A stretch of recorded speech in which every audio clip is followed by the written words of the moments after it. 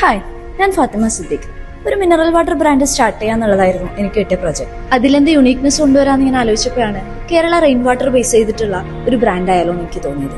So അതിനുവേണ്ടി ആദ്യം തന്നെ ഇതുപോലുള്ള ഒരുപാട് ബ്രാൻഡുകളും കമ്പനികളും റെഫർ ചെയ്ത് ഒരു ഐഡിയ ബിൽഡ് ചെയ്തെടുത്തു.